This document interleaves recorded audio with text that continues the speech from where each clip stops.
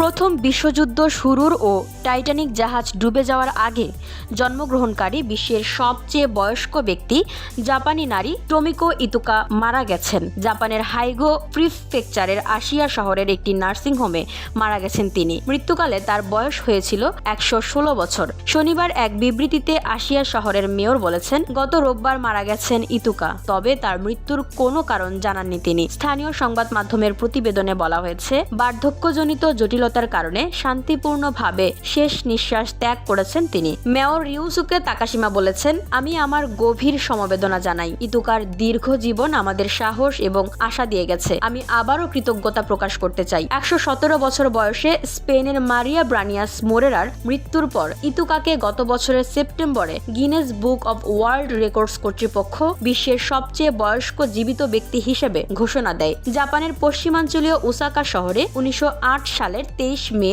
জন্মগ্রহণ করেন ইতুকা। বাবা মায়ের 3 সন্তানের একজন ছিলেন তিনি। সেখানে একটি পোশাকের দোকান চালাতেন তিনি। তার বেড়ে ওঠার সময় রাশিয়াকে যুদ্ধে পরাজিত করে সাম্রাজ্যবাদী শক্তি হিসাবে জাপানের উত্থান ঘটে এবং এশিয়ার মূল ভূখণ্ডে সম্প্রসারণ শুরু হয় দেশটির। তার জন্মের বছরে মার্কিন তৎকালীন প্রেসিডেন্ট থিওডোর রুজভেল্টের প্রশাসনের সঙ্গে একটি চুক্তি স্বাক্ষর করে জাপান। এর মাধ্যমে জাপানের কোরীয় উপদ্বীপের অধিগ্রহণকে স্বীকৃতি দেওয়ার বিনিময়ে মার্কিন যুক্তরাষ্ট্রের সঙ্গে সংঘর্ষ এড়ায় দেশটি। জীবদ্দশায় নিজ দেশকে এশীয় ঔপনিবেশিক সাম্রাজ্য হিসেবে আবির্ভূত হতে দেখেন তিনি। বিশ্বযুদ্ধে 1945 সালে জাপানের পরাজয়ের পাশাপাশি ব্যবসা বাণিজ্য আর শিল্প খাতের জায়ান্ট হয়ে ওঠা এবং শান্তিপূর্ণ গণতান্ত্রিক রাষ্ট্র হিসেবে আবারও নিজ দেশের উত্থান দেখে গেছেন ইতুকা। বিশ্বযুদ্ধের আগে জাপানে বেড়ে ওঠা ইতুকা দেশটির টেক্সটাইল কোম্পানির মালিক কেনজি ইতুকাকে বিয়ে করেন। তার 2 মেয়ে ও 2 ছেলে ছিল। দ্বিতীয় বিশ্বযুদ্ধের সময় তিনি ব্যবসা পরিচালনার জন্য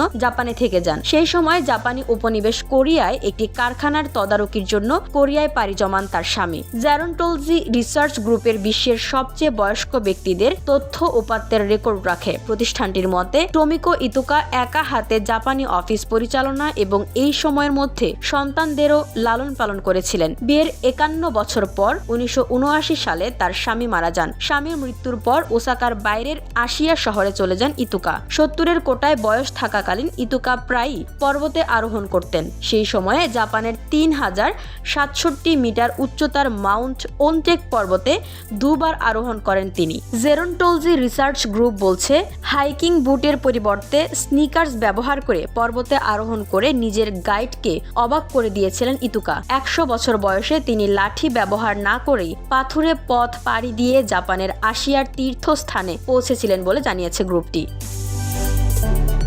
ভিওডি বাংলা নিউজ ডেস্ক।